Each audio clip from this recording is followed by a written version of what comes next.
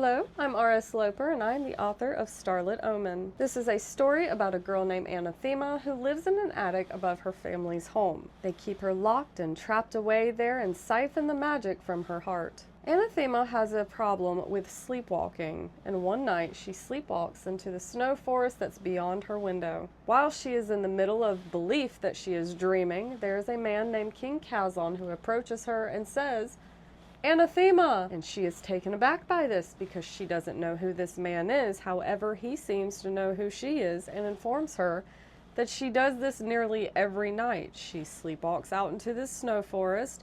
He guides her back home safely and then accuses him of lying that she does this every night. But this night is different. He manages to convince her, hey, your mother is keeping you under the influence of a lot of potions, and it's making you forget all of our interactions. Upon this realization, she also realizes she doesn't want to go back home. She wants to leave, go far, far away from being trapped in an attic for the rest of her life. So she strikes a deal with King Kazlan. He tells her, hey, if you let me use those mysterious starlit tears that you have that burn everything they touch, so I can study them, I will take you into my home and offer you protection, safety, and shelter. So she's like, well, this is a no-brainer. Absolutely. No more questions asked. So she takes the deal. However, little did she know until she has already left her mother's home, made this bargain, that it was going to be as intrusive as it was. See, King Kazlan did not inform her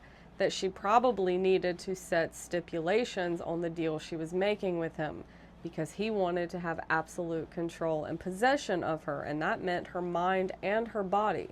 So he can possess her as if she were a puppet. He can see her memories, see inside her mind, see what she's looking at, hear what she's thinking. He can make her move. He can lure her to him. Anyways, King Kazlan has a brother named Asher. He is also a Grim Reaper, and Asher has become quite smitten with Anathema.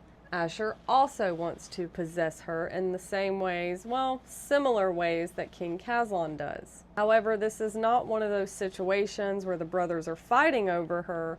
Instead, they are working together to both try to possess her. And I know that this seems like, wow, they're really taking advantage of this situation of this very naive girl.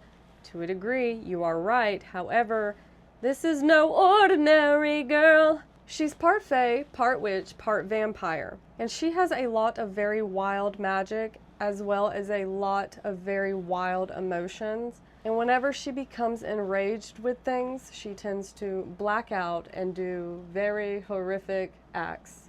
And so it actually serves her well that they have control over her, because if they didn't, she would destroy everything in her path. This is also one of the reasons why they don't want to let go of the control they have, not just for protection of her over herself, but also protection of everybody else in her vicinity.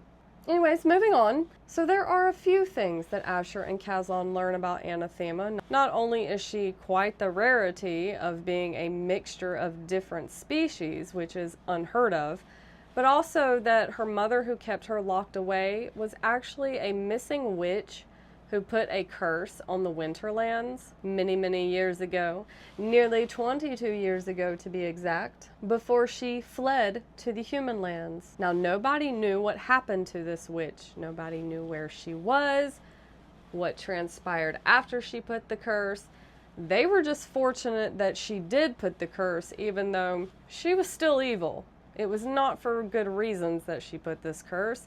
It was more for selfish purposes. Turns out that witch that placed the curse was Anathema's mother. And the reason that people were so happy that this curse was placed on the Winterlands was because the king who rules the Winterlands is extremely sinister. And so this bought all the surrounding lands some time to prepare for battle to bring him down. Because when I say he is sinister, I mean he breeds and creates fairies to sell them off to be used in any way that the buyers please. And that is just one horrific thing that he does. However, King and the people of the Winterlands are extremely powerful. So this made it very, very hard for the surrounding lands to bring him down. But now that the winter lands, this curse has trapped them in their lands, can't get out.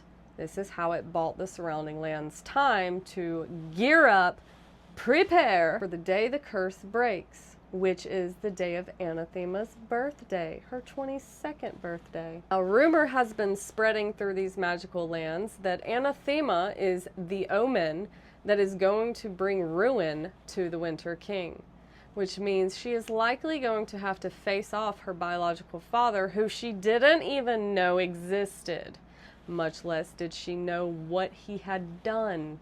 And even though Anathema is very rage-filled, she is also extremely emotional and sensitive, which is why she gets so rage-filled so easily. But she does not know how to use her powers. And because I really like the drama and worry of everything, no, she does not learn how to use them quickly. As a matter of fact, they are completely out of control. And everyone is extremely worried, because if she's supposed to be the omen that brings down the Winter King, then they are screwed.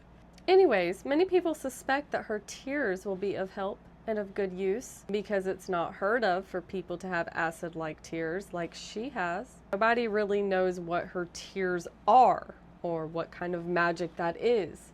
And so King Caslon, who owns her, is like, you know what? I know somebody who loves oddities and studies the rare and the unique. So let me take you to him. He lives in the Summerlands. He is the king there. And I bet he would just love to meet you, because you yourself are rare and odd. So they travel to the Summerlands, and there she meets King Bast, who is quite the flirt. Now, King Bast is used to King Caslon and Caslon's brother Asher visiting.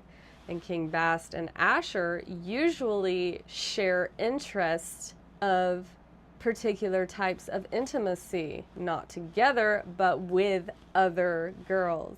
And so King Bast is under the impression that it's totally okay, since he's shared other girls with Asher before. And Asher's like, not this time. No, no, no. This one I actually really, really want for myself. I love and adore this girl. Don't you dare touch her. And King Bast, being the very mischievous fae that he is like, oh, you've grown quite fond of her. You're possessive. Well, this is going to be fun, because she seems to be quite angry with you that you keep trying to control her. So I'm going to slither my way in. And so there's a lot of jealousy that happens in this story, and that I love. While they're at King Bast's palace is also when there is an event taking place called the Full Moon Ball. And this is when King Bast invites people from all over different lands to celebrate the full moon's magic. And by celebrate, I mean gather together without clothing. Now, Anathema, having been trapped in an attic most of her life, does not understand these types of ways of life. And so you can imagine her surprise when she's exposed to certain things that she has never seen before.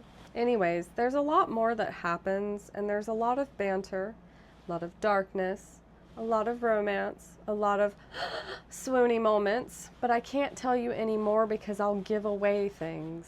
So if this sounds like something of interest to you, you can find it on Whimsical Darkness or The Zon. However, I will say, if it comes directly from me, you get a cute little bookmark and a page overlay. And I package things very, very cutely because I'm very extra with everything that I do.